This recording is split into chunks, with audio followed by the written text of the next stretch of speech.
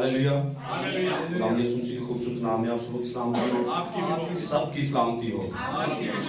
शुक्रगुजारी करते हैं खुदावंद के इस बड़े फजल के लिए, उसके रहम और तरस के लिए जो खुदा ने एक बार फिर हम पर किया कि हम उसके हुजूर आ सके हैं, और इस बड़े काम के लिए जो यहाँ पर हमारे दरमियान में खुदावंद ने शुरू किया हुआ है। और आज दूसरे साल का आखिरी सेमिनार है, यानी कि 12वां पैगाम है, 12वां सेमिनार है, जिसमें आज हम यहाँ पर मौजूद हैं। पिछले बुध को स्टडी में मैंने बताया था कि, बल्कि इससे पहले भी मैंने बताया हुआ था कि आखिरी जो सेमिनार होगा उसमें हम प्रस्तुत के ताल्लुक से बात करेंगे। यूं तो छोटी छोटी बातें मैंने काफ़ी दफ़ा की हैं, लेकिन ये एक ऐसा टॉपिक है, एक ऐसी बात है, मैं ये नहीं कहूँगा कि मैं पहला बंदा हूं, जिसे पता है खुदा ने हर दौर में अपने लिए बंदे रखे होते हैं। बहुत सारा लोगों को इल्म है, नॉलेज है, लेकिन बहुत सारे लोग इस बात से ना वाकिफ हैं जिसको आज बयान किया जाएगा। प्रस्तुत क्यों जरूरी है? प्रस्तुत आज जो चल रही है, इसके पीछे रीजन क्या है, सबब क्या है? क्यों छोटे छोटे बच्चे, बड़े बड़े जवान, बूढ़े क्यों प्रस्तुत करना चाहते हैं? इसके पीछे रीजन क्या है? तो चाहिए तो था, पिछली दफा बताया गया था कि कोशिश करेंगे जितने गाने वाले, बजाने वाले, उनको मदऊ किया जाए, बताया जाए, ताकि वो भी इस बात को सीख पाए। और आज का पैगाम नेगेटिव थॉट के अंदर नहीं है, आज का पैगाम पॉजिटिव है। परस्तारों को डिग्रेड करने के लिए नहीं है, बजाने वालों को, गाने वालों को डिग्रेड करने के लिए नहीं है, बल्कि वो बात पहुंचाने के लिए है जिस काम के लिए परस्तारों को चुना गया है। रीजन क्या है? आज हम उसको सीखेंगे, उसको देखेंगे कि इसके ताने बाने कहां पर जुड़ते हैं, इस प्रस्तुत के ये कहां तक सिलसिला जाता है, और कहां से ये स्टार्ट पकड़ता है, और कहां तक ये हमको लेके आ चुका है, हम कहां तक जा चुके हैं, आगे हम कहां तक जाने वाले हैं। तो बहुत सारे लोग इस बात से नावाकिफ हैं, वो गाते तो हैं, बजाते तो हैं, लेकिन शायद इस इल्म से, इस थ्योरी से वाकिफ ना होंगे। सबकी बात नहीं कर रहा हूं, लेकिन बहुत ज्यादा होंगे जिनको इन बातों का इल्म नहीं होगा। तो आज का मजमून इश्तिहार पर हमने बताया हुआ था कि दाऊद का गिरा हुआ खैमा। टॉपिक क्या है? दाऊद का गिरा हुआ खैमा। आइए हवाला पढ़ते हैं, उसके बाद फिर आगे बात को लेकर चलते हैं। आमूस नबी का सहीफा निकालेंगे। आमूस, उसका नामा बाब, उसकी 11 नंबर आयत,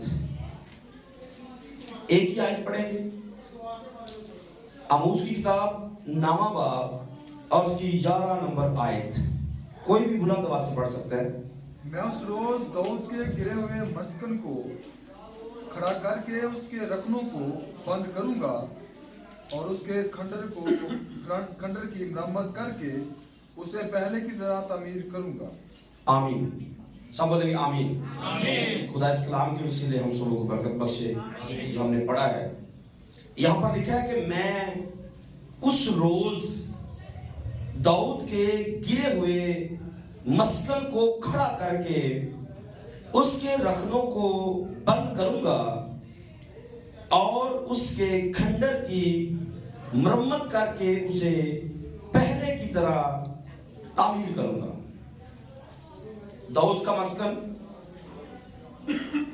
अगर आप इसको नए अहदनामा में से पढ़ना चाहें, नए अहदनामा में इसको इब्तदाई कलीसिया ने इस लफ्ज को या इस आयत को कोट किया है, और इस आयत का इस्तेमाल करके इब्तदाई कलीसिया ने एक सबक अपने लिए निकाला।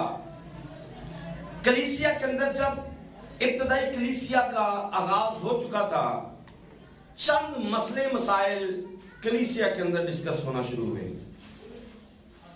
झूठे लोग आए, झूठे उस्ताद आ गए, तालीम के अंदर बिगाड़ आना शुरू हो गया। कुछ लोग ऐसे भी निकल खड़े हुए जो कह रहे थे खतना कराओगे तो आपको निजात मिलेगी। कुछ लोग हूबहू जैसे यहूदी शरीयत पर अमल कर रहे थे, ये कह रहे थे कि आपको हूबहू वैसे ही अमल करना है जैसे यहूदी अमल करते हैं। कुछ लोग अभी तक गैर अक़वाम को कुछ भी नहीं मानते थे, वो गैर अक़वाम से नफरत करने वाले थे। तो तब एक बहस छिड़ी अमाल की किताब 15वें बाब के अंदर। आइए उस जगह से इस हवाले को पढ़ते हैं। अमाल की किताब 15वें बाब में आएंगे।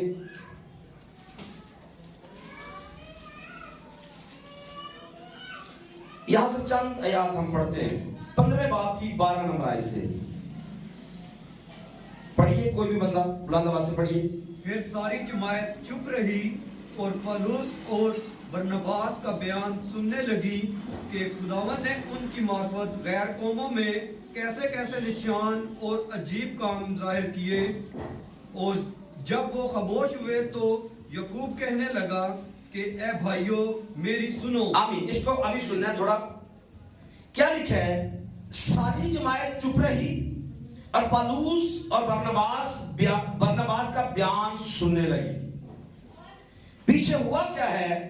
एक बहस है, और बहस 5वीं आयत में है। लिखा है मगर फरीसियों के फिरका में से जो ईमान लाए थे उनमें से बाज ने उठकर कहा कि उनका खतना कराना और उनको मूसा की शरीयत पर अमल करने का हुक्म देना जरूर है। जो मैंने कहा, इब्तदाई कलीसिया के अंदर यह शोर हुआ कि जब मुनादी गैर अक़वाम में गई, यहूदियों से निकलकर गैर कौमों में मुनादी गई, तो वहां पर शोर हुआ कि इनको खतना करवाना चाहिए। इनको खतना, मेरी तरफ देख सकते हैं, वो इधर ही है। इनको खतना करवाना चाहिए और इनको शरीयत पर पूरा अमल करना चाहिए। कैसे?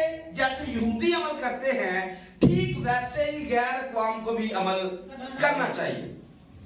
अब ये बात कौन कह रहे हैं? ये फरीसी वो फिरका है जो आज के जमाने में Bible teacher, Bible doctor, bishop, बड़े लेवल के जो आज पाकिस्तान में या दुनिया में खादम पाए जाते हैं, फरीसियों का फिरका इस लेवल का बड़े खादम माने जाते हैं। ये लोगों को सिखा रहे थे कि आपको खतना करवाना चाहिए। अगर आप जमाने को देखें तो जमाना घूम के फिर वापस अपने पॉइंट पे आ चुका है। आपने लिंक को पकड़ने कि जो वहां पर चल रहा था आज फिर से कंडीशन को समझने, क्योंकि बात जितनी भी होगी इसको आपने इस लिंक को बना के रखना है अपने साथ में। जब गैर अक़वाम के पास मुनादी आई तो तब इजराइल के अंदर एक शोर मचा कि इनको शरीयत पर पूरा अमल वैसे ही करना है जैसे हम करते हैं, इनको वैसे ही खतना करवाना है जैसे हम खतना करवाते हैं। ये बात पौलुस और बरनबास तक जब पहुंची है, या बरनबास इस शोर शराबे को सुनकर पूरे एशिया कुछ के अंदर वो मुनादी कर रहे, तो वहां से ये वापस यरूशलेम के अंदर आए, और यरूशलेम के अंदर आकर जो वहां के मेन बंदे थे, यानी कि वो 12 रसूल जो वहां पर मौजूद थे, एक तो चला गया था, यहूदा की बात कर रहा हूं, पीछे जो 11 थे और 11 का जो हेड था याकूब, सारी बहस जब छिड़ रही थी, बातचीत चल रही थी, तो तब याकूब इनकी बात, इनका मुद्दा सुनकर कहता है, ए भाइयों मेरी सुनो। ए भाइयों, ये याकूब कौन है? याकूब कौन है? ये शागिर्द है, और ये शागिर्दों में इस बात को आपने याद रखना है, ये वो शागिर्द है जो यरूशलेम के अंदर बिशप का रोल प्ले करता है। जी, याकूब जो है यीशु मसीह का शागिर्द है। याकूब उस वक्त यरूशलेम के अंदर बिशप था। बहुत सारे लोग ये बात कहते हैं कि पतरस पोप है या पतरस बिशप है। मैं आज बताना चाहता हूं वो झूठ बोलते हैं। पतरस कभी भी पोप नहीं था और कभी भी बिशप यरूशलेम का नहीं था। यरूशलेम का जो बिशप था या पोप था वो याकूब था। आप देख सकते हैं आज के जमाने में ये टर्म चली है या हम तक पहुंची है, अगर किसी जगह पे जाना है, एक सेटअप है चेयरमैन से लेकर नीचे तक, काम पे जाना है, काम पे भेजना है, तो जो सीनियर होगा वो मतलब खुद जाएगा या आगे वर्कर को भेजेगा? वर्कर को भेजेगा। ये ऐसा ही होता है। लेकिन यहां पर अमाल की किताब की स्टडी करें, 13वें बाब में आप पढ़ेंगे, उससे आगे जाएंगे, इससे पीछे अगर आप दमिश्क के वाक़या को देखेंगे तो दमिश्क से जो निकले लोग अपने मुख्तलिफ इलाकों में गए, वहां पर जाकर जब मुनादी का आगाज हो गया, लोगों को रूल कुदस मिलने के लिए लोगों ने तैयार कर दिया शागिर्दों ने, तो यूहन्ना को और पतरस को इनके पास भेजा जाता है। यूहन्ना को और पतरस को इनके पास, अभी हमारी अमाल की स्टडी चल रही है, वहां भी आपने सीखा है, अगर आपको याद है कि क्या चल रहा है। 10वें बाब में एक वाक्य चल रहा है, 10वें बाब में करनिलियस का वाक्य, इससे पीछे बूरा का एक वाक्य हमने पढ़ा, सॉरी जिसको जिंदा किया गया है, तबीता का वाक्य पढ़ा है, लुदिया का एक वाक्य पढ़ा है। ये पतरस निकला हुआ है मुनादी करने के लिए, लेकिन याकूब वहीं पे रहा है। ये सबूत मैं आपके सामने रख रहा हूं कि वो बिशप है, वो हेडक्वार्टर में रहता है, लेकिन बाकी बंदे वर्किंग करने के लिए जाते हैं और फिर वर्क करके ये वापस आते हैं। इस सारे मुद्दे को भी आप पढ़ेंगे तो मुद्दा आपको बताएगा कि जब सारी बहस का एंड हुआ तो आखिर में याकूब बात करता है। ऐसा ही होता है, जब बातचीत शुरू होती है, किसी भी मसले पर बात स्टार्ट होती है, तो सारे पहले छोटे छोटे बातें कर लेते हैं और एंड पे फिर एक बड़ा जो होता है वो अपनी बात सुनाता है। अब भाइयों मेरी सुनो, मैं कुछ आपको बताना चाहता हूं। तो ये इस बात का एंड था, लेकिन फिर सारी जमात चुप रही और पौलुस और बरनबास का बयान सुनने लगी कि खुदा ने उनकी मार्फत गैर कौमों में कैसे कैसे कैसे निशान और अजीब काम जाहिर किए। जब वो खामोश हुए तो याकूब कहने लगा, ऐ भाइयों मेरी सुनो, ऐ भाइयों मेरी सुनो। शमा ने बयान किया है कि खुदा ने पहले पहल गैर कौमों पर किस तरह तवज्जो की ताकि उनमें से अपने नाम की एक उम्मत बना ले, और नबियों की बातें भी इसके मुताबिक हैं, चुनाचे लिखा है, चुनाचे लिखा है। अब जैसे पिछली सारी बातें कंप्लीट हुई हैं, तो याकूब ने क्या कहा? याकूब ने पतरस का भी हवाला दिया है कि पतरस भी पहले मुनादी करके आया है और उसने बताया कि कैसे मुझे खुदा ने इस्तेमाल किया गैर कौमों के लिए। वो गवाही जो करनिलियस के घर में हुई, उसने आके यरूशलेम में बताई है कि खुदा ने मुझे कैसे इस्तेमाल किया है। तो अब याकूब क्या कहेगा कि हमने पतरस की भी गवाही सुन ली है, हमने पौलुस और बरनबास की गवाही भी सुन ली है, और ये जो फरीसी बातें कर रहे हैं कि इनको खतना करवाना जरूरी है और शरीयत पर अमल करना जरूरी है, अब मेरी सुनो, मैं आपसे बात करना चाहता हूं। और बात कहां से उठाई? बात कहां से उठाई? पढ़िए क्या लिखे? और नबियों की बातें, नबियों की बातें यहां से, और नबियों की बातें भी। इसके साथ की आवाज कुछ गड़बड़ कर रही है जी। और नबियों की बातें भी, नबियों की बातें भी इसके मुताबिक हैं, इसके मुताबिक है। किसके? चुनाचा लिखा है। नबियों की बातें किसके मुताबिक है? मैंने कुछ आपके साथ बातें शेयर की हैं, आपको बेस बनाकर बताया है कि पीछे चल कर रहा था, एक फड्डा था, एक गड़बड़ थी, एक तालीम के खिलाफ तालीम की बात चल रही थी। तो जब सारी बहस सुन ली गई तो सुनने के बाद याकूब ने हवाला उठाया। क्या कहा? नबियों की मार्फत ये कहा हुआ है। क्या? इन बातों के बाद, जी पढ़े। इन बातों के बाद मैं फिर आकर दाऊद के गिरे हुए खानों को उठाऊंगा। उसने क्या कहा? लिखा हुआ है। क्या किया? लिखा हुआ है। क्या लिखे? इसके बाद में फिर आकर दाऊद के गिरे हुए खैमा को, दाऊद के गिरे हुए खैमा को, दाऊद के गिरे हुए खैमा को, तो चल क्या रहा था? बहस तो चल रही थी, लेकिन मैं आपको बताना चाहता हूं कि कलीसिया का आगाज हो रहा था। नहीं समझा आपने बात को? इस्राएल के अंदर मुनादी पहले चल रही थी, इस्राएल के पास शरीयत थी, इस्राएल के पास सब कुछ था। इसीलिए पतरस इनकार करता है, खुदा मैंने कभी नापाक चीज नहीं खाई है। मैंने कभी नापाक चीज नहीं खाई है।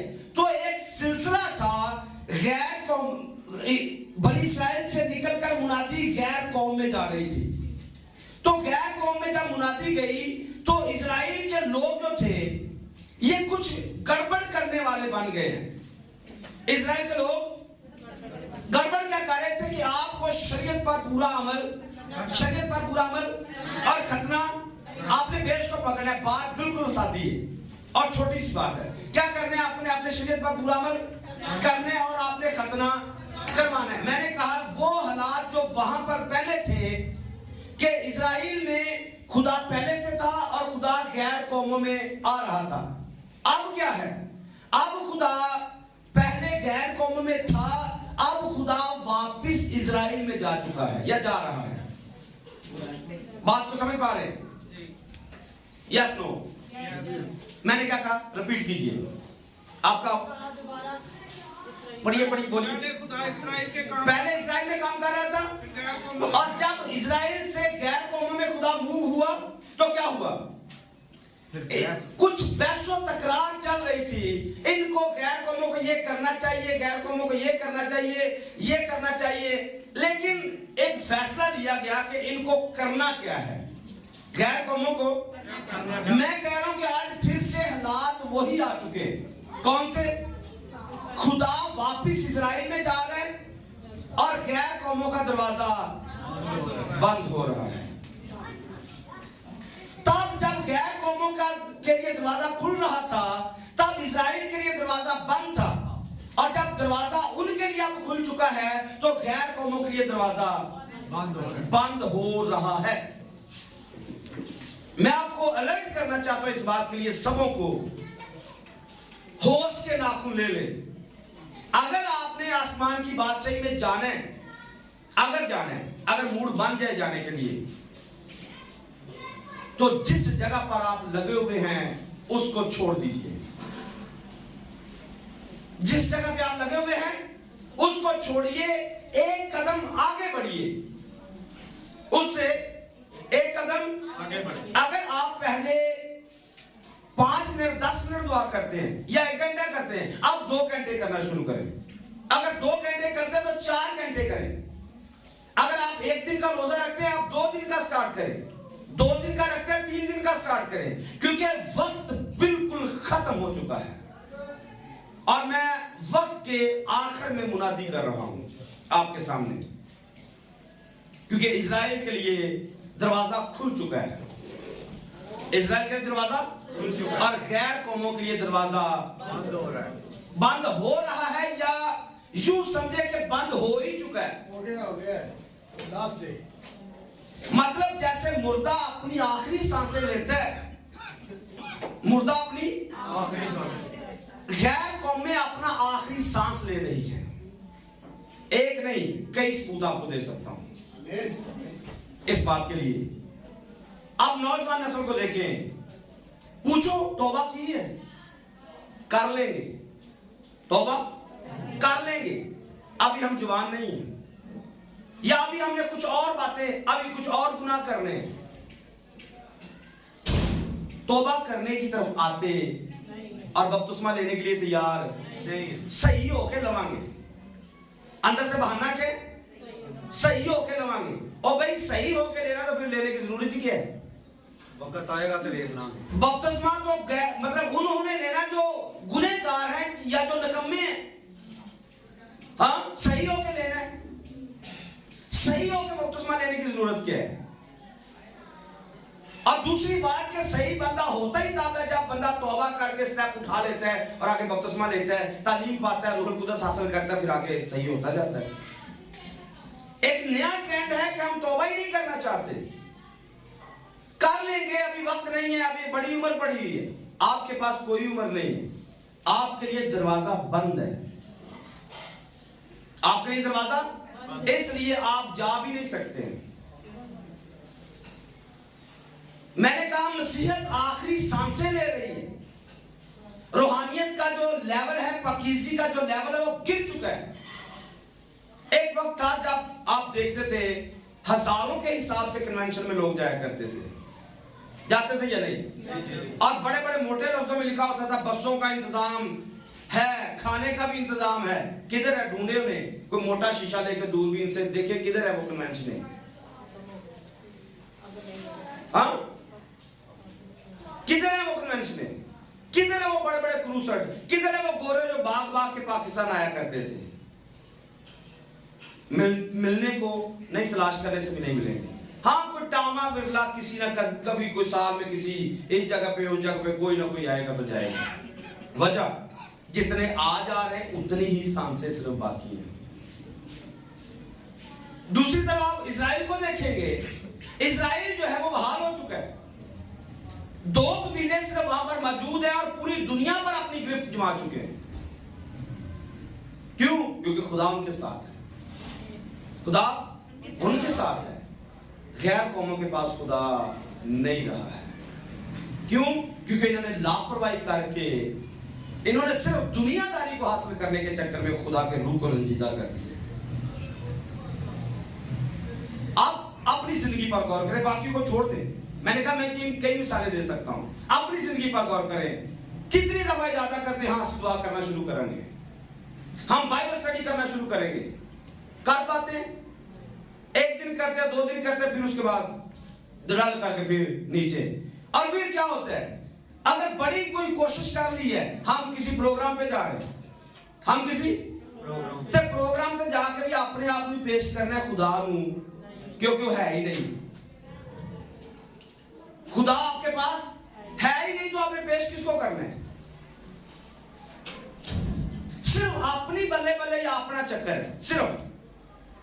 क्योंकि जिसके पास खुदा होता है वो खुदा को पेश करता है, और जिसके पास खुदा नहीं वो अपने आप को पेश करता है। तो आपने मेरे साथ रहना। मैंने 2 चीजें आपके सामने रख दी कि इजराइल को उनके लिए जब दरवाजा बंद हुआ तो गैर कौम के लिए दरवाजा खुला। अब गैर कौमों का दरवाजा बंद हो रहा है और खुदा वापिस इजराइल में काम करना स्टार्ट हो चुका है। हम बिल्कुल आखिरी लम्हात के अंदर हैं, और जब वहां पर आखिरी लम्हात चल रहे थे, बहस चल रही थी, शरीयत पर अमल करना जरूरी है, खतना करवाना जरूरी है, तो याकूब ने कहा मेरी बात सुनो, मैं कुछ बात आपको बताना चाहता हूं। पढ़िए क्या लिखा है। इन बातों के बाद नहीं, 17 में आपको पढ़ना है। ये वही खुदावंद फरमाता है जो दुनिया के शुरू से इन बातों की आखिर देता आया है। सही है, या 18 में आता है, आपने पढ़ लीजिए। लिखा है कि वही खुदा, 17 में मैं पढ़ता हूं आपके लिए। लिखा है ताकि बाकी आदमी यानी सब कौमें जो मेरे नाम की कहलाती हैं। बात क्या चल रही है? बात बहसो तकरार की चल रही है, और वो कहता है नबियों ने ऐसा बोला है कि मैं दाऊद के गिरे खेमे को उठाऊंगा, खड़ा करूंगा। बात क्या चली? और पैगाम आगे से क्या दिया? नबी को उठाया, नबी की नबूवत को लिया, और नबी की नबूवत बताकर उसने कहा दाऊद के गिरे खेमे को उठाऊंगा। और फिर कहा ताकि बाकी आदमी यानी सब कौमें जो मेरे नाम की कहलाती हैं खुदावंद को। तो आपको कुछ जवाब मिल रहा है? कोई बात समझ आ रही है? बात क्या चली और कहां से हवाला उठाया और कहां पर रखा है, और बताया कि सब कौमें जो मेरे नाम से कहलाती हैं क्या करेंगी? खुदावंद को। इसका मतलब है कि ये खेमे का तल्लुक खुदावंद के साथ है। इस खेमे का तल्लुक खुदावंद के साथ, इसका कोई कनेक्शन बनता है।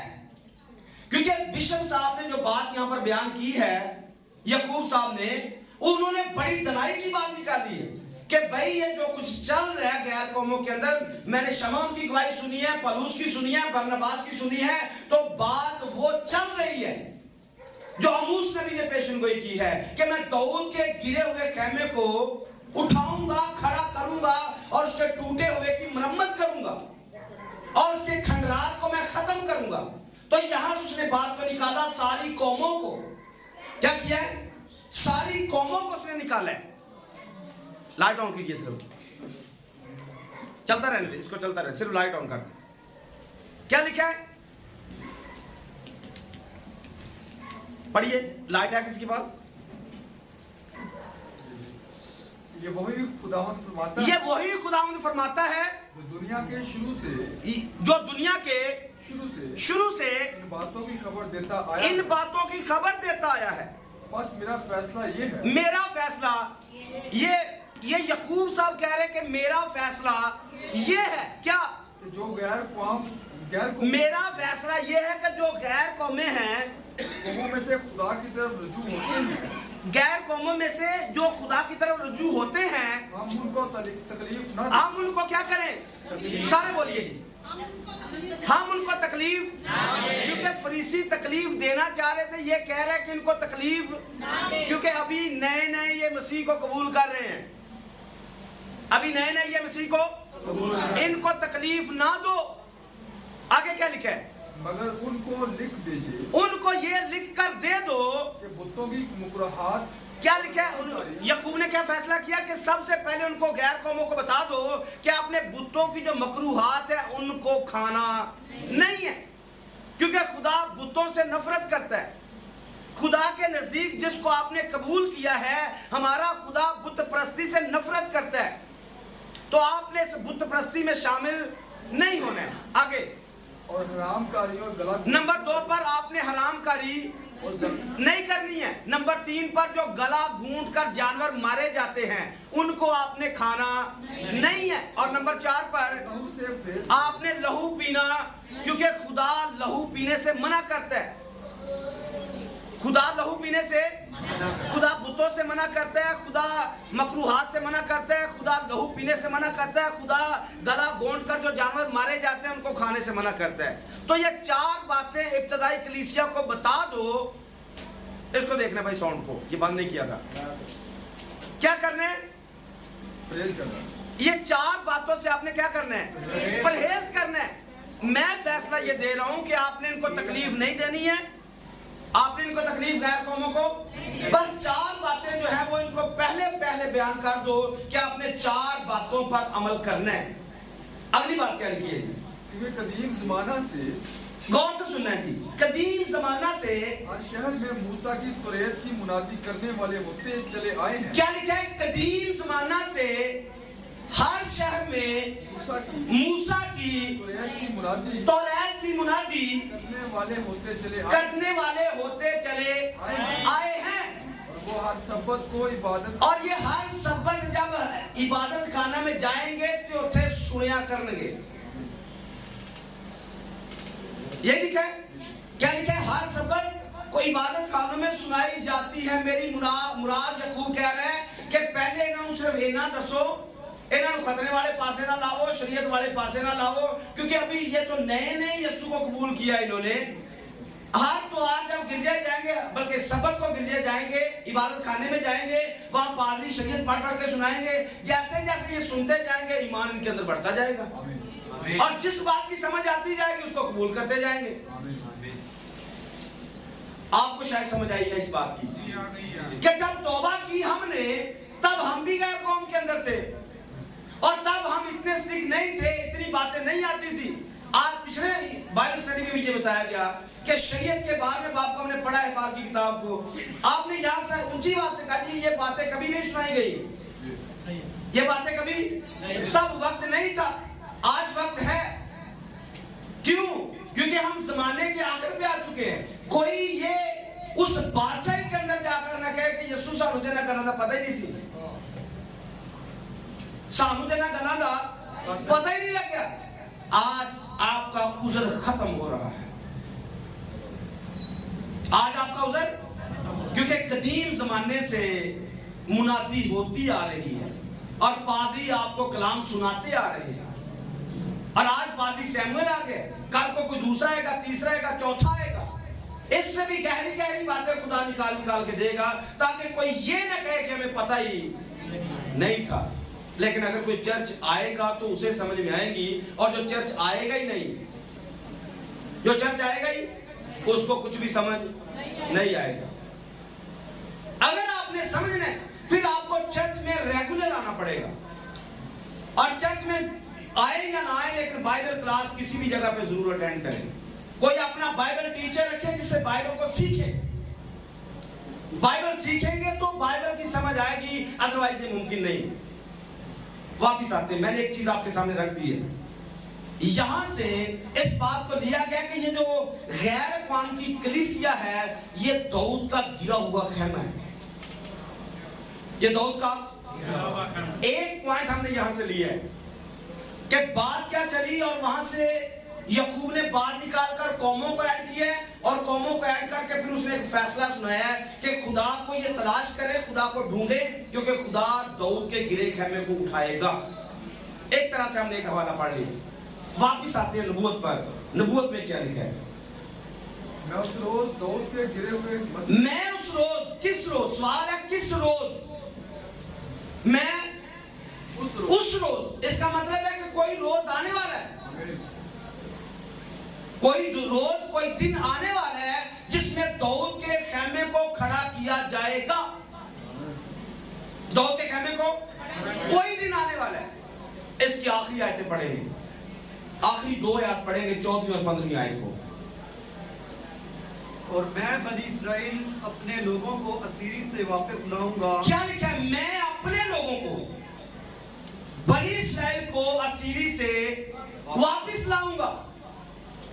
वो उजड़े शहरों को तामीर, वो उजड़े शहरों को तामीर करके उनमें बुदोबाश करेंगे और पाकिस्तान लगाकर उनकी मैं पिएंगे।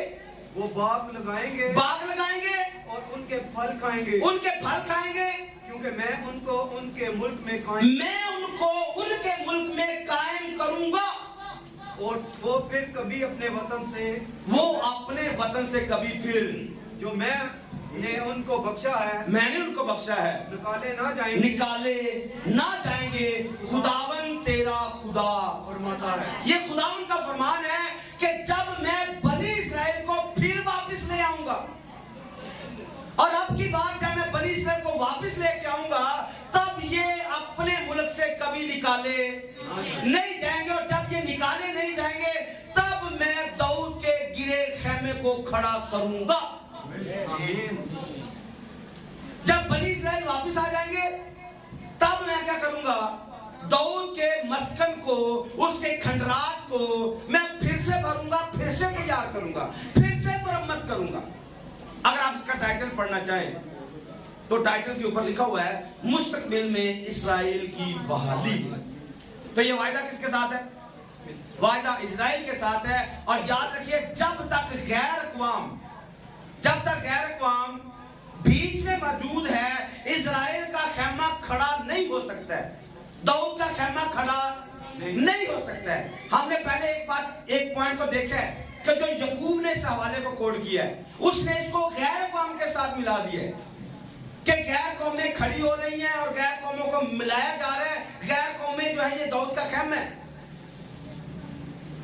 लेकिन मैं आपको बता रहा हूं, ये नबूवत इजराइल के लिए है। ये नबूवत इजराइल के लिए है। जब इजराइल वापस अपने मुल्क में आएगा, और तब की बात ये अपने मुल्क से कभी निकाला नहीं जाएगा, और तब ये दाऊद का मस्कन, दाऊद का गिरा हुआ खेमा बहाल किया जाएगा। आमीन। अब आप कहेंगे जी इतना जोर दे रहे हैं, ये दाऊद का खेमा है क्या? दाऊद का खेमा क्या है? पिछले 15-20 मिनट से 30 मिनट से जोर लगाई जा रहे हैं। तो दाऊद का खेमा है क्या? इस्राएल की बहाली। आमीन। कोई और बता सकता है? याद रखना है, दाऊद का गिरा हुआ खेमा प्रस्तिश है। दाऊद का गिरा हुआ खेमा प्रस्तिश है। लेकिन इससे पहले कि हम प्रस्तिश को समझें, हम मूसा के खेमा को समझेंगे। अगर मूसा का खेमा समझ में आता है, फिर आपको दाऊद का खेमा भी समझ में आएगा। एक और चीज समझ लेते हैं। जब खुदा ने कौम बनी इस्राएल को अपने मुल्क में आबाद किया है, ये 14 मई का वाकया है 1948 का। 14 मई 1948 को, 47 को पाकिस्तान आजाद हुआ, 48 को वो आजाद हुए। और आज पाकिस्तान की हालत ये है कि कर्जे ने इसका बेड़ा गर्क कर दिया है, और वो 48 में आए हैं, वो दुनिया का सर बन गए। वो दुनिया का, क्योंकि उनके साथ वायदा है कि मैं तुम्हें सर ठहराऊंगा, तुम नहीं। तो खुदा ने वो वायदे उनकी जिंदगी में पूरे करने शुरू कर दिए हैं। लेकिन एक चीज जो मैं आपके सामने रख चुका हूं कि ये प्रस्तिश है। दाऊद का खेमा गिरा हुआ खेमा प्रस्तिश है। आप इस बात को देखेंगे कि जब 1948 में इजराइल को बहाल किया गया था, आबाद किया गया था, तब वहां पर कोई भी इवेंट ऐसा शुरू नहीं हुआ था कि जिससे आप कह सकते हैं कि वहां पर प्रस्तिश बहाल हो चुकी है। आपको कोई भी ऐसा इवेंट नजर नहीं आएगा, क्योंकि 1948 में जब ये बहाल हुआ है, उससे पहले 4000 टोटल यहूदी थे जो इजराइल के अंदर रह रहे थे। लेकिन खुदा ने इनको बहाल करने के लिए 1948 के अंदर इनका मुल्क इनको वापस दिया, और 1948 से लेकर आज तक ये अपने मुल्क में काबिज है, और हर रोज या हर साल ये आगे बढ़ते जा रहे हैं, बढ़ते जा रहे हैं, ये तरक्की करते जा रहे हैं। लेकिन अभी तक आप इसको समझेंगे कि 1948 में या 50 में दाऊद का कोई गिरा हुआ खेमा आपको नजर नहीं आएगा कि खड़ा हो चुका है। उसकी वजह क्या है? क्योंकि दाऊद का खेमा खड़ा करने के लिए इजराइल की सारी जमात को वहां पर होना बहुत जरूरी है। इजराइल की सारी जमात को, 12 कबाइल को वहां पर होना नहायत जरूरी है। जब तक वो वहां पर मौजूद नहीं होते, कभी भी इस बात की समझ नहीं आएगी कि दाऊद का खेमा बहाल हो चुका है।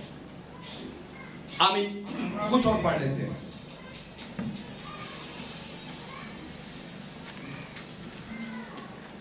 पढ़िए मेरे साथ पहला शमूएल उसका 3रा बाब।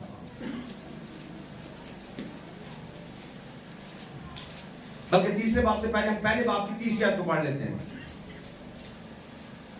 पहला शमूएल निकाल लें, पहले बाब की 30वीं आयत पढ़नी है।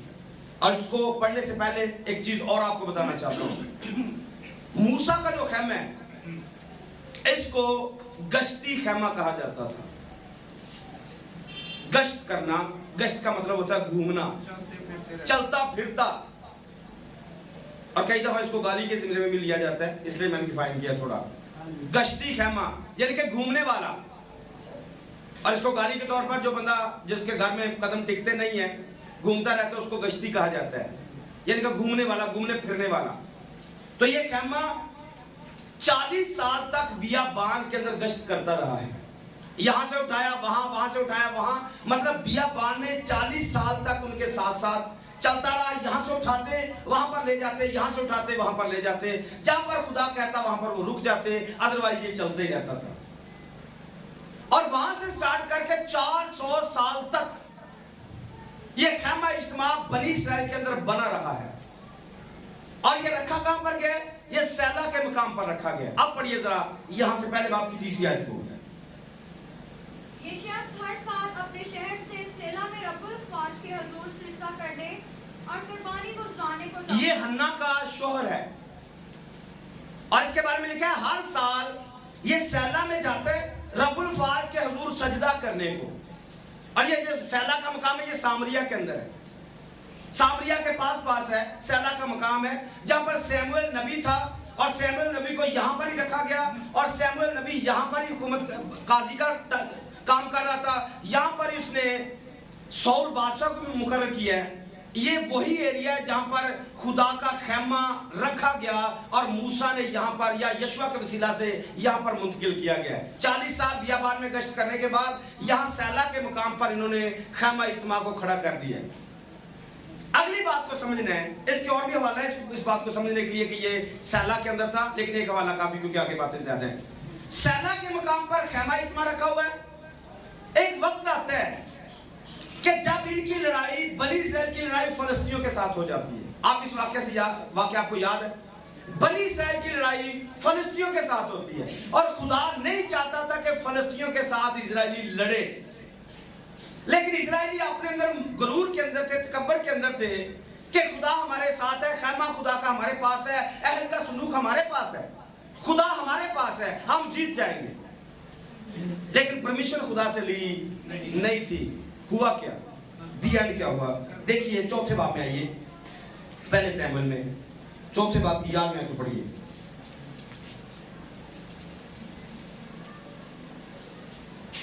और खुदा का संदूक छिन गया। और क्या हुआ? खुदा का संदूक छिन गया। जिस पर इनको भरोसा था वही इनके पास से चला गया। यही हमारा मेन पॉइंट है, इसको ही समझना है। इन्होंने अपने अंदर भरोसा किया हुआ है कि खुदा हमारे पास है, खुदा, लेकिन खुदा के साथ कोई राबता नहीं है, खुदा से कोई बातचीत नहीं है, खुदा के साथ कोई फेलोशिप नहीं है, खुदा के साथ कोई वक्त नहीं गुजार रहे, खुदा के साथ कोई डिस्कशन नहीं कर रहे। बस यही पता है खुदा हमारे पास है, नहीं पता कि खुदा की मर्जी क्या है, हम लड़ाई करें या ना करें। हुआ क्या, खुदा को पूछे बगैर लड़ने के लिए चले गए, उन्होंने इनका खुदा ही छीन लिया। अहद का संदूक इनका क्या था, खुदा था, क्योंकि ये खुदा की जगह पर था। तो फलस्तीनियों ने क्या किया, इनका खुदा ही इनसे बुलंद आवाज से क्या हुआ, जिस खुदा पर भरोसा था फलस्तीनियों ने क्या किया, खुदा ही उनसे। आज की हालत हमारी यही है, खुदा खुदा करते रहते हैं, मेरा खुदा है, हमारा खुदा है, मेरा खुदा है, हमारा खुदा है, लेकिन उसके साथ कोई फेलोशिप, उसके साथ कोई वक्त गुजारते, कई कई दिन दुआ नहीं करते, बाइबल स्टडी करते नहीं है, रोजे रखते नहीं है, उसके पास आते नहीं है, आने में हमारी जान निकलती है। और फिर खुदा हमारा कैसा है, जिस दुश्मन के पास आप जाएंगे वो आपका खुदा आपसे छीन लेगा। जिस पर आपको भरोसा है, आप गौर करके देखेंगे आपके पास खुदा होगा ही नहीं। आज की मसीहत इस जगह से गुजर रही है, कह रहे खुदा हमारा है, लेकिन खुदा इनके पास, खुदा का साया भी नहीं है। खुदा तो होना दूर की बात है, खुदा का साया भी नहीं है। खुदा का साया मतलब बताया हुआ है, बजलिएल जो हैकल को तमीर करने वाला है, और कोई गिरजा पाउन वाला भी इन्होंने कोल नहीं, जिस गिरजे में खुदा ने आना है। इनके पास कोई बजलियत भी नहीं है, इनके पास कोई नबी नहीं है जो खुदा की बात इनको इन तक पहुंचा सके।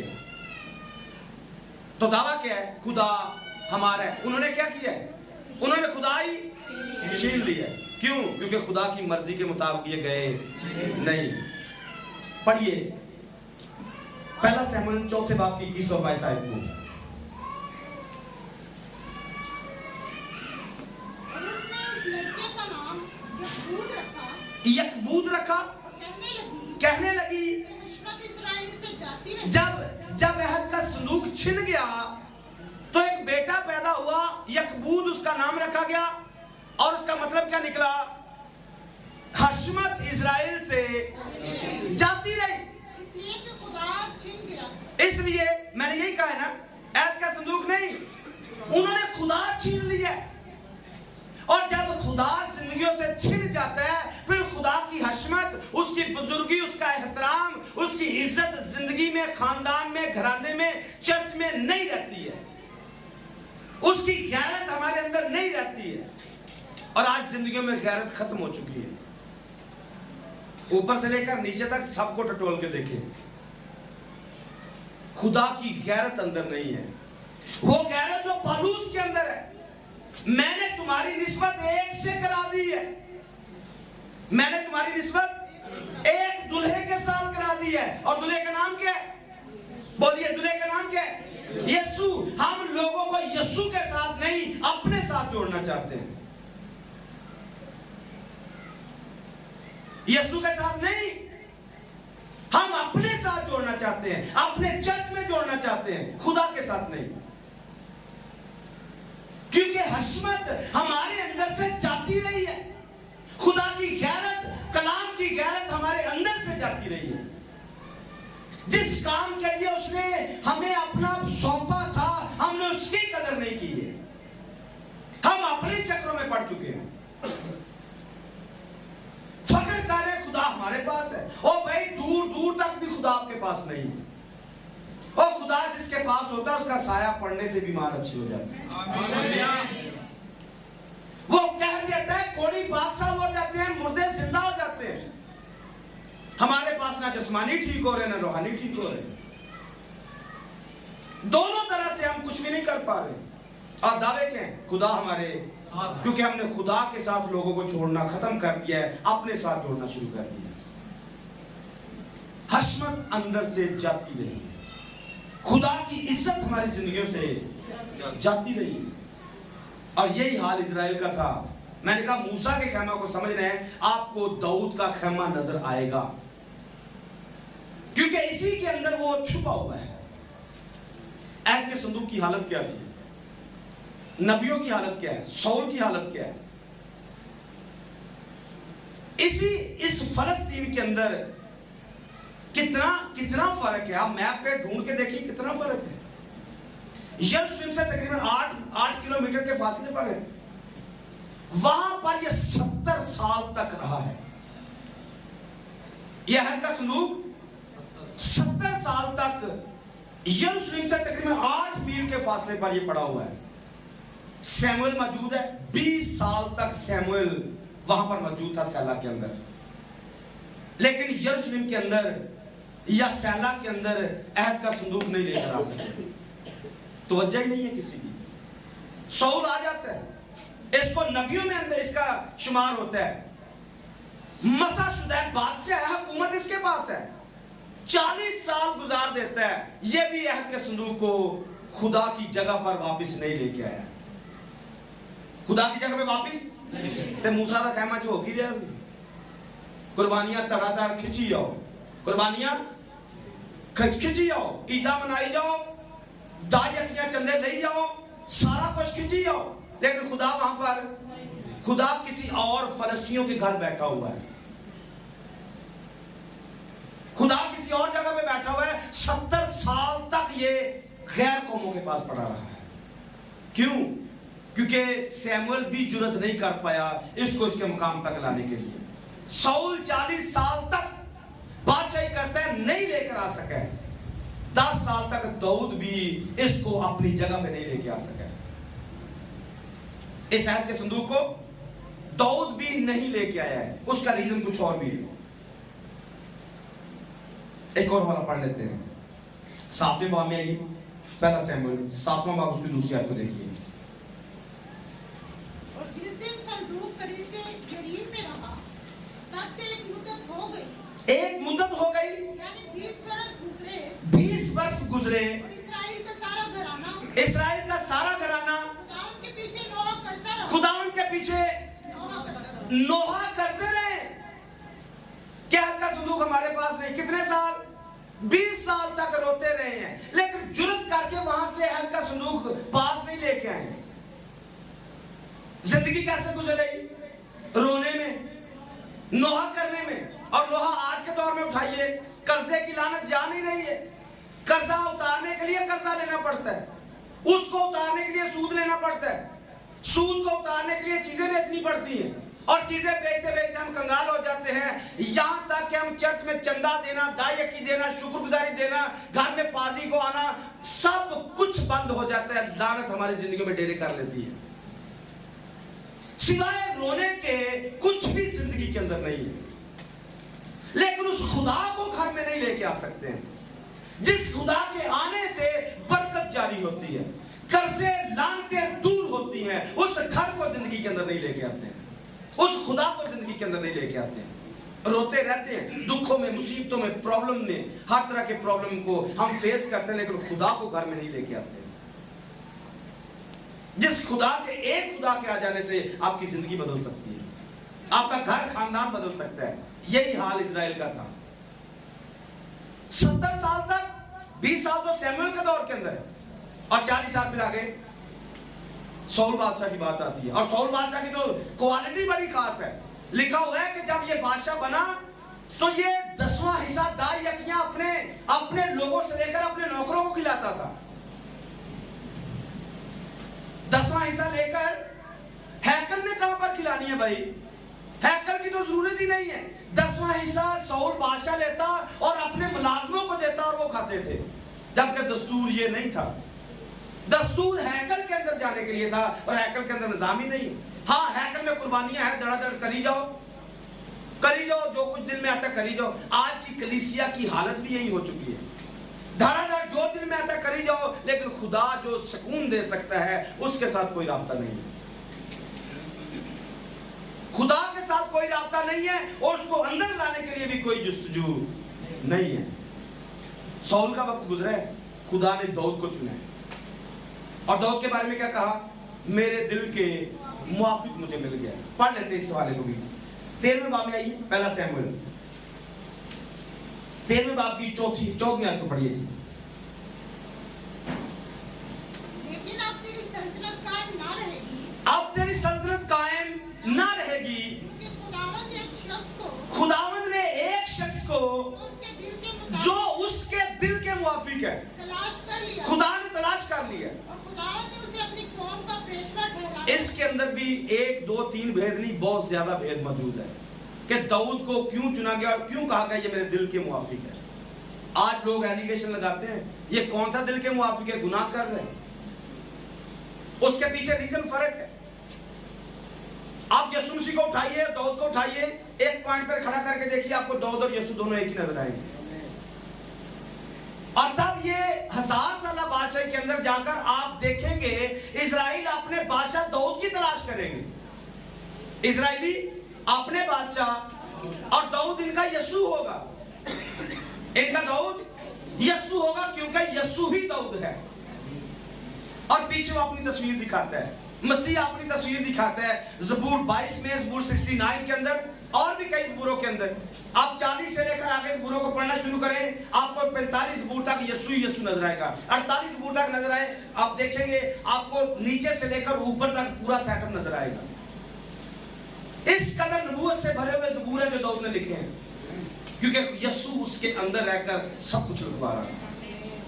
और जब उसने कहा मैं मेरे दिल के मुआफिक है, तो आपने इस बात को पढ़ना है, समझना है कि दाऊद शेर के मुंह से भेड़ को छुड़ाने की ताकत रखता है।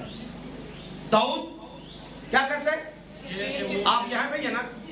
दाऊद क्या करता है? शेर के मुंह से। शेर कौन? इब्लीस। भेड़ कौन? कलीसिया।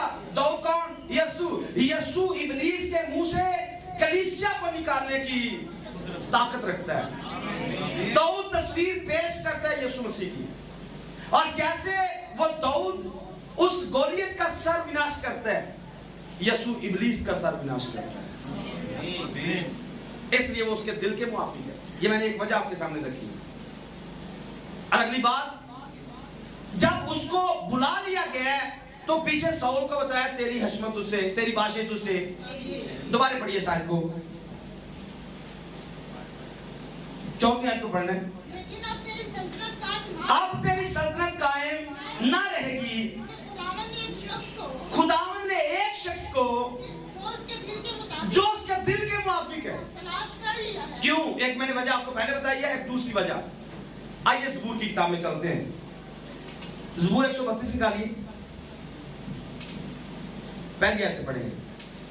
ऐ खुदावंद दाऊद की खातिर, ऐ खुदावंद दाऊद की खातिर उसकी सब मुसीबतों को याद कर, उसकी सब मुसीबतों को याद कर, कि उसने किस तरह खुदावंद से कसम खाई है, किस तरह उसने खुदावंद से कसम खाई है, और यकूब के कादर के हुजूर मन्नत मानी, यकूब के कादर के यहाँ मन्नत मानी, कि यकीनन मैं ना अपने घर में दाखिल होऊंगा, ना अपने घर में दाखिल होऊंगा, ना अपने पलंग पर जाऊंगा, ना अपने पलंग पर जाऊंगा। ना अपनी आंखों में नींद, ये दिल के मुआफिक है।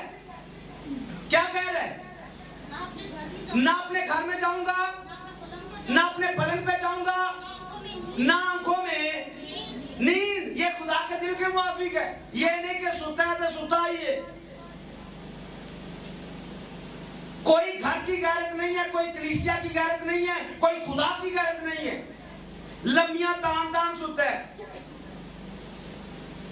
कह रहा है मैं घर भी नहीं जाऊंगा, आंखों में नींद भी नहीं आने दूंगा, पलंग पर भी नहीं लेटूंगा।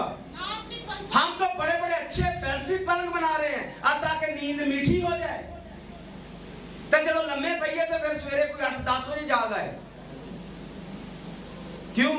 रद्दशुदा लोगों की निशानियां यही होती है। उनको नींद के सिवा कुछ भी अच्छा नहीं लगता है।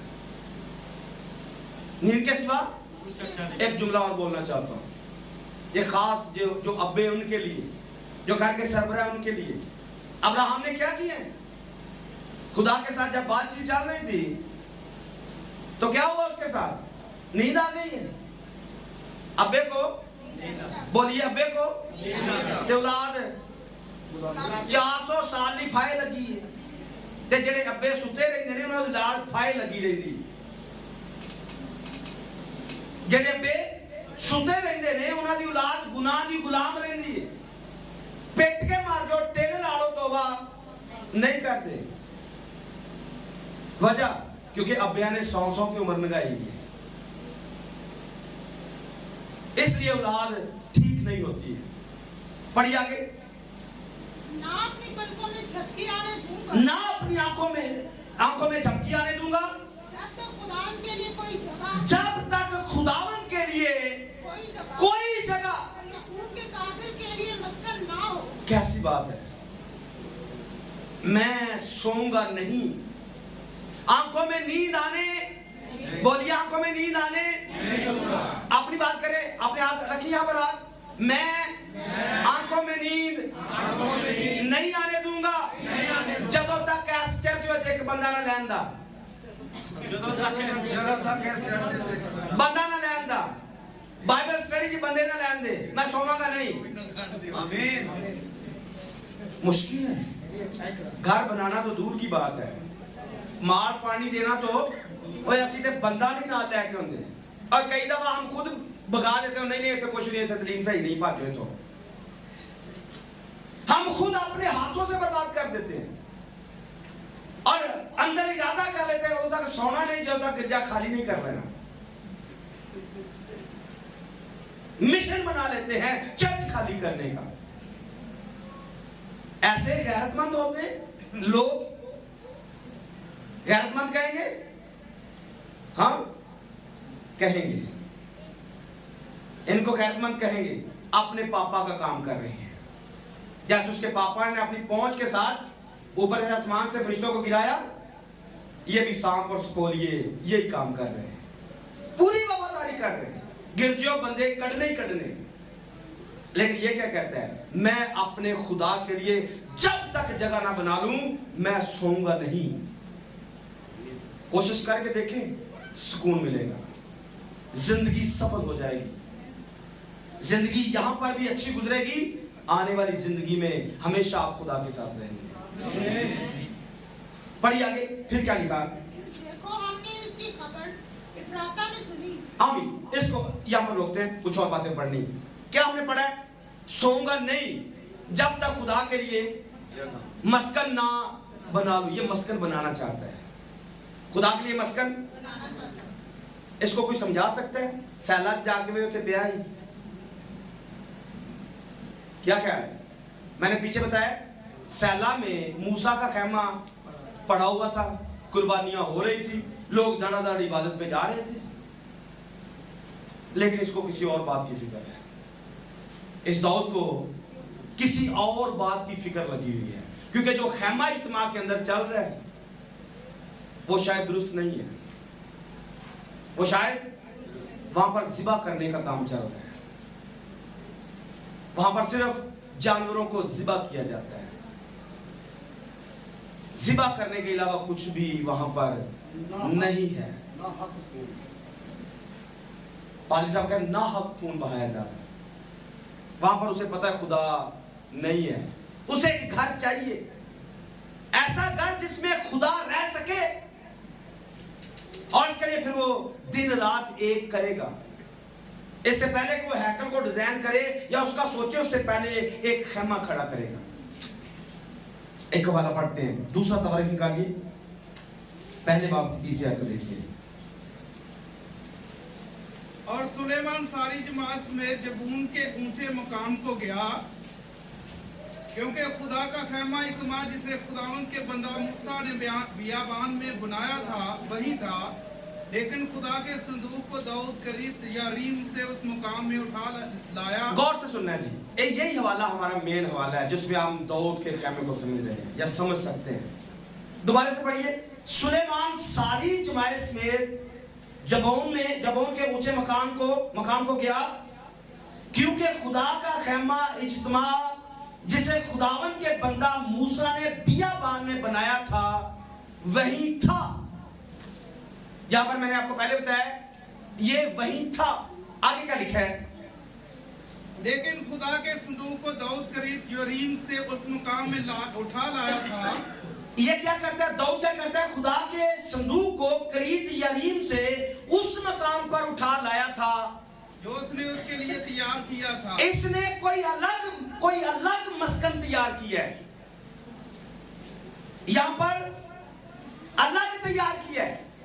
सुलेमान का पीछे हमने पढ़ा है कि सुलेमान जबून में गया है, क्योंकि तब खैमा इज्तिमा जबून के अंदर पड़ा हुआ था, लेकिन जबून के अंदर नहीं। अब यहां पर दाऊद को पढ़े कि दाऊद खैमे को कहां पर लेके आ रहा है? अय्याह के संदूक को कहां पे लेके आ रहा है? करीत यरीम से उस मकाम में उठा लाया था। क्या लिखा है? जो उसने उसके लिए तैयार किया था। जो उसने उसके लिए तैयार किया था, क्योंकि उसने उसके लिए यरूशलेम में एक खैमा खड़ा किया था। खैमा इज्तिमा में अहद का संदूक नहीं गया है। खैमा इज्तिमा में अहद का संदूक, बोलिए, अहद का संदूक खैमा इज्तिमा में नहीं गया। अहद के संदूक को एक नए तंबू में रखा गया है, और ये तंबू मूसा का तंबू नहीं है, ये तंबू दाऊद का तंबू है। ये दाऊद ने एक अलग से खैमा खड़ा किया है, और ये खैमा फर्क खैमा है। क्योंकि मूसा के खैमा में हमने देखा कुर्बानियां चल रही हैं, मूसा के खैमा में सरदार का इंसान में एक दफा जाता है, लेकिन दाऊद ने जो खैमा खड़ा किया है ये कुछ फर्क खैमा है। आइए देखिए, तवारीख में चलेंगे 16 बाब में। पहला तवारीख 16 बाब निकालिए, उसकी 6 बल्कि पहली आयत से हम पढ़ना शुरू करेंगे। तो वो खुदा के संदूक को ले आए, लिखा है, सो वो खुदा के संदूक को ले आए खैमा के बीच में जो दाऊद ने उसके लिए खड़ा किया था, रखा। मतलब मूसा वाले खैमा में नहीं, दाऊद ने एक अलग खैमा खड़ा किया, अहद के संदूक को वहां उस खैमा में रखा गया। आगे क्या लिखा है? सौंपनी कुर्बानियां, सलामती की कुर्बानियां खुदा के हजूर चढ़ाई। आपने सुना, खैमा इज्तिमा के अंदर कुर्बानियां चल रही थी, वहां पर लावी भी थे, वहां पर लावी थे। अब इसने अलग से एक खैमा बनाया, अलग से खैमा बनाकर यहां पर भी कुर्बानियां की हैं। किसी से पूछा इसने खैमा बनाने? किसी से पूछा? अभी बताता हूं थोड़ी देर में, पढ़िए जरा। कुर्बानियां चढ़ा चुका जी, तो उसने खुदावंद के नाम से लोगों को बरकत दी। खुदावंद के नाम से उसने लोगों को बरकत दी। सब इस्राएली, आमीन। क्या किया है? सब इस्राएलियों को उसने कुर्बानियां करने के बाद ब्लेस किया है, बरकत दी है। आगे पढ़िए, इसी के 17वें बाब में आइए, 16वीं आयत को पढ़िए जरा। 17वें बाब की 16वीं आयत। दाऊद बादशाह अंदर जाकर खुदावंद के हुजूर बैठा, कहने लगा, ऐ खुदावंद खुदा, मैं कौन हूँ? मेरा घराना क्या है? तूने मुझको यहाँ तक पहुंचाया। कहां पर गया?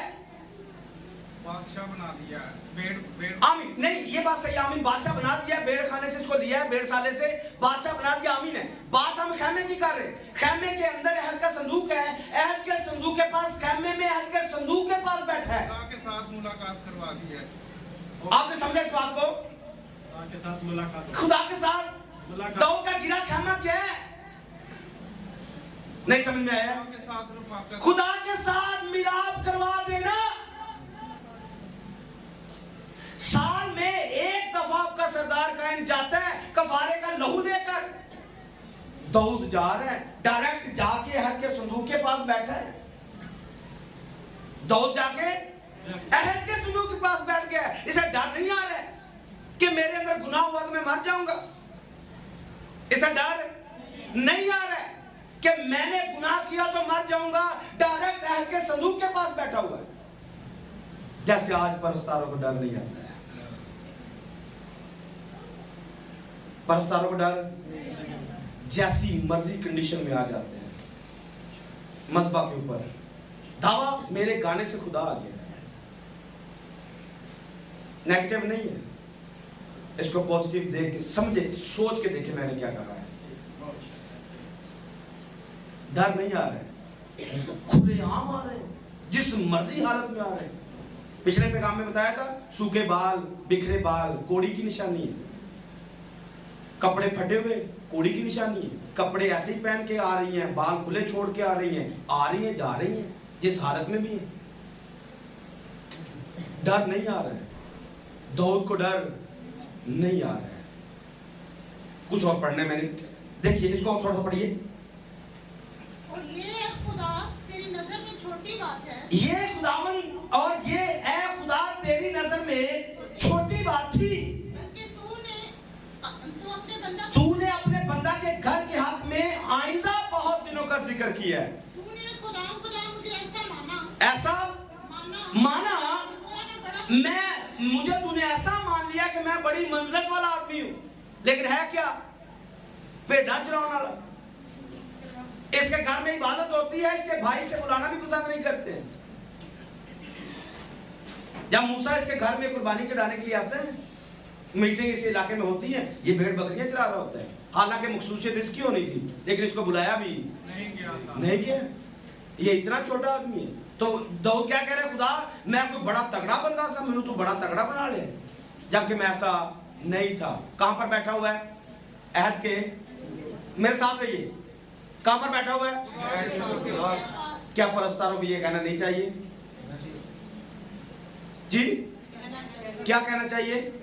असी कोई बड़े बड़े कोई सूर में तुरम खाव ओ भाई, उम्रे गाल दी क्लासिकल सीखने वालों ने, उम्रे गाल दी क्लासिकल सीखने वालों ने नाम नहीं बनाने की कोशिश की है। अभी छोटे, अभी सीख रहे हैं। ऐसे आंदा जाता कख भी नहीं, आंदा जाता कख भी नहीं, तो सूर में बहुत तगड़े। मैं सबकी बात करूं, कोई चंद एक बंदे पाकिस्तान के अंदर जो गा सकते हैं, चंद एक कोई नॉमिनेट हो सकते हैं जो गा सकते हैं, अच्छा गा सकते हैं, जो माहिर उस्ताद है, उनके पास बैठे उनकी बोली फर्क होती है। उनकी बोली वो है ही नहीं जो आजकल के छोटे छोटे उनकी है। ये इस बंदे को समझे, ये दाऊद है, ये एक खैमा खड़ा कर रहा है। दाऊद ने प्रस्तश का खैमा खड़ा किया, इससे सीखे खुदाउन मेरी औकात क्या है, तूने तो मुझे ऐसा बना दिया, मैं बड़ी मंजिलत वाला आदमी हूं। ये परस्तारों को कहना चाहिए, खुदाउन असी कुछ भी नहीं है, आउंदा भी कुछ नहीं, रियासत भी नहीं करते, कुछ भी गाना बजाना भी नहीं होता, फिर भी इतनी इज्जत तू साड़ी बनाई। किस कदर संजीदा होकर प्रस्तश करने का मामला है। ये खुदा के पास बैठा हुआ है, लेकिन शायद हम खुदा के पास भी आना नहीं चाहते। जब कलाम की बारी आती है, आओ पे बेंदे गाया, गान तो बाद आओ गए। जब खुदा बोलने के लिए आते हैं, तब इनकी जान निकलती है। मैं आपको सिर्फ बताना चाहता हूं, इस पॉइंट पर आज खड़ा करना चाहता हूं, खुदा ने आपको कहां पर खड़ा किया है। एक और वाला पढ़िए, ज़बूर की किताब 40 ज़बूर में आइए, उसकी 30 आयत को देखिए। यहां पर दाऊद के बारे में लिखा है कि दाऊद क्या करता है। उसने हमारे खुदा की सिताइश का नया गीत मेरे मुंह में डाला, उसने मेरे खुदा की सिताइश का नया गीत मेरे मुंह में डाला। दाऊद के अंदर ये क्वालिटी थी, वो नित्य नई धुनें बनाता था, नए नए गीत गाता था, नए नए गीत बनाता था। और उस खेमे को समझिए, मूसा के खेमे को, वहां पर कुर्बानियां चल रही हैं, वहां पर कुर्बानियां चल रही हैं, लेकिन यहां पर एक फर्क काम चल रहा है। लगातार हवाले पढ़ने, दाऊद कैसी प्रस्तुत करता है, दाऊद के खेमा में प्रस्तुत कैसी होती है। आइए देखिए, ज़बूर 47 निकालिए, ज़बूर 47 की पहली आयत को पढ़ने और इसके साथ फिर 6ठी 7वीं आयत को पढ़ने। सब उमतो तालियां बजाओ। दाऊद कैसी प्रस्तुत करवाना चाहता है? सब उमतो। मूसा के खेमा में ऐसा नहीं था। मूसा के दौर में प्रस्तुत हुई तब जब ये आजाद होकर निकले थे, और तब नबिया मरियम जो थी ये तब बजा रही थी, औरतें नाचती प्रस्तुत कर रही थी। ये तब उस बियाबान में एक नजारा आया, लेकिन उसके बाद नजारा नहीं आया। उसके बाद नजारा दाऊद लेके आएगा, नजारा दाऊद लेके आएगा। क्या कहा? सब उमते तालियां बजाओ, खुदा के लिए खुशी से ललकारो। खुदा के लिए खुशी से। जो इबादत में आकर भी ताली ना बजाए और आवाज से ना ललकारे, क्या कहेंगे उसको? क्या कहेंगे? हाँ, कैदी, क्योंकि कैदी मिस्र के अंदर रहकर प्रस्तुत नहीं कर सकते हैं। मिस्र से आजाद होकर आप दफ भी बजा सकते हैं, आप तालियां भी बजा सकते हैं, आप नाच भी सकते हैं। और जब तक कोई गुलाम है ये कर नहीं सकता है। उसके हाथ बंधे रहेंगे, जुबान बंद रहेगी, होंठ बंद रहेंगे, उसका दिमाग बंद रहेगा, उसका बदन कैद में रहेगा, कुछ नहीं कर सकता है। दाऊद इस बात को लेके आया है। सब उन तो ताली बजाओ। 6-7 को पढ़िए। मदसराई करो, मदसराई करो, खुदा की मदसराई करो, मदसराई करो, हमारे बादशाह की मदसराई करो, क्योंकि खुदा सारी जमीन का बादशाह, खुदा सारी जमीन का बादशाह है, अकल से मदसराई करो। ये क्या कह रहा है? ये नहीं कह रहा है कि कुर्बानी लेके आओ, ये डिमांड नहीं कर रहे हैं, ये तो गाने की बातें कर रहे हैं। ये दाऊद गाने की बातें कर रहे हैं, तालियां बजाओ, नाचो, खुदा की हम्द करो। ये तो मूसा जो कहता है कुर्बानियां लेके आओ, गुनाह करना है तो गुनाह के लिए कुर्बानी लेके आओ। इस फर्क को समझ लें, दोनों के फर्क को समझ लें। ज़बूर 139 है, 149 है, उसकी 30 आयत को देखिए। वो नाचते हुए उसके नाम की सताइश करे, वो नाचते हुए उसके नाम की सताइश करें, वो दफ और सितार पर उसकी मदद, दफ और सितार पर उसकी दफ और सितार पर उसकी मददसराई करें। पूरे ज़बूर आप निकालेंगे, ये भरे पड़े हैं खुदा की हम्द करने के लिए, क्योंकि खुदा ने इसको नित्य नई नई धुनें दी हैं, नए नए इसको राग अता किए हैं। इसके बारे में लिखा है ये गाने और बजाने में, ये बजाने में माहिर उस्ताद था। पढ़ना चाहते हैं? 16वें बाब की, पहला सैमुएल 16वां बाब निकालिए, उसके 18 नंबर आयत को देखिए। इसमें लिखा है तब जवानों में से एक यूं बोल उठा कि देख, मैंने बैतलहम के यस्सी के एक बेटे को देखा जो बजाने में उस्ताद और जबरदस्त सूरमा और जंगी मर्द और गुफ्तगू में साहिब तमीज और खूबसूरत आदमी है, और खुदावन उसके साथ है, या खुदावन के साथ है। सारी क्वालिटियां इसमें तकरीबन 8 क्वालिटियां पाई जा रही इसके अंदर। बजाने में क्या लिखा है? बजाने में कैसे है? उस्ताद है, ये उस्ताद है, नित्य नए राग आजाद करता है, नित्य नई धुनें आजाद करता है। ये सबूत हमारे पास ज़बूर की किताब की सूरत में बड़ा हो रहा है। तो दाऊद ने क्या किया? खुदा के दिल के ये मुआफिक है, और खुदा को खुश कैसे कर रहे हैं? बजाकर, गाकर। तवारीख की किताब आप उठा के देखिए, इसमें सारी डिटेल लिखी हुई है कि दाऊद अपने खैमा के अंदर कैसे लावियों की तरतीब देता है, कैसे लावियों को गाना सिखाता है, बजाना सिखाता है, उनकी जिम्मेदारियां लगाता है। असम को देखें, हमान को देखें, यदूतून को देखें, जितने भी है ये सारे उसके परस्तार हैं। उनके सारे सारे बेटे, सारी सारी बेटियां प्रस्तुत करने पे लगी हुई हैं। एक हवाला देखिए, 23 बाब निकालिए तवारीख का, पहला तवारीख 23 बाब और उसकी पहली आयत को देखिए। और दाऊद बूढ़ा और उम्र रसीदा हो गया, दाऊद बूढ़ा और उम्र रसीदा हो गए, तो उसने अपने बेटे सुलेमान को इसराइल का बादशाह बनाया। जी आगे। और उसने इसराइल के सब सरदारों को काहिनों और लावियों समेत इकट्ठा किया। आगे। और 30 वर्ष के और उससे ज्यादा उम्र के लावी गिने गए, और उनकी गिनती एक एक आदमी को शुमार करके 38,000 थी। इनमें से 24,000 खुदावंद के घर के काम की निगरानी पर मुकर्रर हुए, और 6,000 सरदार और मुंसिफ थे, और 4,000 दरबान थे, और 4,000 उन साजों से खुदावंद क्या लिखा है? करते थे। कितने साल जाने वाले? 4,000 बंदा इसने ट्रेन किया है। कितने बंदे? 4,000। सोचे यहाँ पर 1-2 साल बजते हैं, क्या माहौल बनता है। और जिस जगह पे 4,000 साज एक टाइम में बजेंगे, क्या हाल होगा वहां पर, क्या झलक होगी, क्या नजारा होगा। और इनका परस्तारों का हेड कौन है? दाऊद है। और दाऊद के अंदर क्वालिटी क्या है? जब बजाते हैं बदरुए, ये दाऊद का खैमा है, ये प्रस्तुत दाऊद का खैमा है, जिसमें 4,000 साज बजाने वालों को वो रखता है। 4,000 आदमी एक टाइम में खुदा के लिए बजाते हैं। आगे क्या लिखे? जिनको मैंने यानी दाऊद ने मदासराई मैंने मदासराई के लिए बनाया था। 4000 बंदों को मैंने बनाया था। ये उनका उस्ताद है, ये उनका टीचर है, जिनको मुकर्रर करता है खुदा की प्रस्तुति करने के लिए। आमीन। आप सौसबुर पढ़ के देख सकते हैं, हम खुदा के लोग हैं और उसकी चारागाह की भेड़, गाते हुए उसके हुजूर हाजिर हो। कैसे लिखा है? गाते हुए उसके और खुशी से खुदा उनकी इबादत करो। लेकिन शायद आज हमने इस बात को समझा नहीं है। आज हमने इस बात को समझा नहीं है कि ये साज, ये आवाज, ये प्रस्तुति, ये गाना, ये बजाना क्यों था। क्यों आज पाकिस्तान के अंदर, दुनिया के अंदर इतनी बड़ी तादाद में लोग गाने बजाने के शौकीन हैं। खुदा ने उस नबूवत को इससे पहले कि इजराइल के अंदर पूरा करता, खुदा ने गैर कौमों को भी मौका दिया है, क्योंकि इसकी शुरुआत यकूब से हुई है।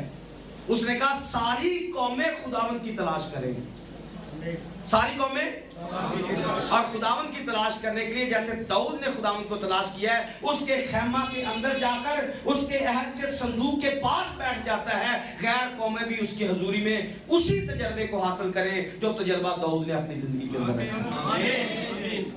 ये दाऊद का गिरा हुआ खैमा था जिसको गैर कौम के अंदर उठाया गया, जिसको बनाया गया, जिसको बजाने के लिए खुदा ने हिकमत दी, गाने के लिए हिकमत दी। अगर किसी को कुछ भी गाना बजाना नहीं आता, खुदा ने उसको भी प्रमोट कर दिया ताकि छोटा चर्च है उसमें कलीसिया झूम झूम के प्रस्तुत कर सके, खुदा की उस झलक को ले सके, खुदा की उस हजूरी को महसूस कर सके, खुदा की हजूरी से महसूस हो सके। लेकिन अफसोस, अफसोस, अफसोस इस बात पर कि आज के परस्तारों ने इस प्रस्तुति को, खुदा की हजूरी को, गाने बजाने को बिजनेस बना दिया। इसको बिजनेस बना दिया। गाने वाला पैसे लेता है, बजाने वाला पैसे लेता है, बगैर पैसों के ये गाते नहीं है, बगैर पैसों के ये सुनाते नहीं। आपको याद है ये साज थे, जब यरीहो की दीवार को गिराना था, 7वें दिन इन साजों का इस्तेमाल किया गया। हाँ, पहले डील करके जाना है, ढोल की बजानी 4000 लेना है, मेरा 4000 रेट है। नहीं, गाने के लिए, बजाने के लिए बदरुओं को अंदर बुलाना है, क्योंकि बजाने वाला खुद बदरू गिरफ्तार है और सुनाने वाला भी, गाने वाला भी बदरू गिरफ्तार है। तो बदरुएं अंदर आएंगी, जाएंगी नहीं। दाऊद का गिरा हुआ खैमा उसकी प्रस्तुति है और ये खुदा ने किया, खुदा ने करके दिखाया, क्योंकि वो गिरे खैमे को उठाने की कुदरत रखता है। और इजराइल के अंदर ऐसा हुआ, जब बेदारी का टाइम आया, जब उन्होंने देखा कि ये नबूवत किस दौर में कब पूरी हो सकती है, तो उन्होंने 1980 के अंदर इस बात को लिया कि दुनिया के जितने भी परस्तार हैं, गैर कौमों में जो अपने आप को मसीह कहलाते हैं, उन्होंने सबको अपने मुल्क के अंदर बुलाया है। और बुलाने के बाद ये इंटरनेशनल चर्च था जिसने सबको इकट्ठा करके वहां पर बड़े बड़े परस्तारों को बुलाया और उस हजूरी का तजर्बा हासिल किया। 1990 की बात कर रहा हूं। 1990 में ये दाऊद का गिरा हुआ खैमा इजराइल के अंदर फिर से बहाल हो चुका है। 1980 में वही प्रस्तुति जो दाऊद कर रहा था, आज वहां पर जारी हो चुकी है और गैर कौम में सिर्फ पैसे बटोरने के चक्कर में खुदा को रद्द कर चुकी है। ये परस्तारों ने पैसे मांग मांग के खुदा को रद्द कर दिए। आज जितना मर्जी अच्छा लेके आओ, खुदा आता नहीं है। हाँ, ढोल की थाप, तबले की थाप पे थोड़ा सुरूर जरूर आ जाता है, सुरूर थोड़ा सा आ जाता है, खुदा नहीं आता है। खुदा ने क्या किया हमारे साथ? खुदा ने हमारे साथ क्या किया? उसने दाऊद के गिरे खैमे को हमारे अंदर खड़ा करके दिखाया, लेकिन हमने अपने ही हाथों से उसे फिर से गिरा दिया। आज कहना चाहूंगा, जिसको इस बात की समझ आ चुकी है, वो इस बात को अपनी जिंदगी के अंदर ले ले। अगर वो चाहता है कि दाऊद का गिरा हुआ खैमा फिर से बहाल हो जाए, वो मज़बा पर आए, जैसे दाऊद खैमा के अंदर जाकर खुदा के अहद के संदूक के पास बैठ जाता है और दुआ मांगता है, खुदा मैं इस काबिल नहीं था, मेरे अंदर इतनी क्वालिटी नहीं थी, ये तेरी कुदरत से था, तेरे फजल से था कि तूने मुझे एक नाचीज को इस काबिल बड़ा बना दिया है। तो मैं ईमान रखता हूँ दाऊद का गिरा हुआ खैमा फिर से बहाल हो सकता है। लोग गाकर प्रस्तुत कर सकते हैं, नाच कर प्रस्तुत कर सकते हैं, झूम झूम कर प्रस्तुत कर सकते हैं, क्योंकि खुदा अपने लिए ऐसे परस्तार ढूंढता है जो रूह और सच्चाई से उसकी कोई होगा जो रूह और सच्चाई से प्रस्तुत करेगा। रूह कौन है? रूह खुदा है। रूह कौन है? खुदा है। और सच्चाई कौन है? सच्चाई खुदा का कलाम है। अगर आप दाऊद की तरह प्रस्तुत करना चाहते हैं, गाएं और बजाएं तो बदरू भाग जाए, तो आपको कलाम आपके अंदर होना चाहिए और खुदा का रूह आपके अंदर होना चाहिए। जिस जगह तेरे पांव का तलवा टिकेगा बदरूहें भाग जाएंगी। ना गाने की जरूरत पड़ेगी ना बजाने की, आपके साज छेड़ने से बदरूहें भाग जाएंगी, आपका सुर लगाने से बदरूहें भाग जाएंगी। लेकिन तब होगा जब आपकी अपनी भागेगी, जब आपकी बदरूहें लेकर जाएंगे, बदरूहें वहां पर काम करेंगी, खुदा को लेकर जाएंगे, खुदा काम करेगा। और एक अच्छा परस्तार खुदा को अपने साथ लेके जाता है। एक अच्छा परस्तार खुदा को अपने साथ लेकर जाता है और उसके खुदा से लोग बरकत पाते हैं। और जैसे दाऊद खैमा इज्तिमा के अंदर से होके आया, लोगों को बरकत दी है, परस्तार बरकत दे सकेंगे, लेकिन तब जब पैसों की डिमांड नहीं करेंगे, जब खुदा को बेचेंगे नहीं, प्रस्तुत को बेचेंगे नहीं, तब जब खुदा की झलक लोगों को दिखाने के लिए काम करेंगे, तब जब दाऊद के गिरे खैमे को खड़ा करने के लिए खुदा की प्रस्तुत करेंगे। आमीन। तो मैं ईमान रखता हूं आपको कुछ ना कुछ दूर समझ में आया होगा। आपके आने का बहुत बहुत शुक्रिया। आइए, साल का आखिरी सेमिनार था, 12वां सेमिनार था जिसमें आपने शिरकत की है। मैं ईमान रखता हूं कि आपको अच्छा लगा होगा। अगले सेशन में कुछ और खास बातें हैं, जरूर आप सुनिएगा। खुदा बरकत देगा। God bless you.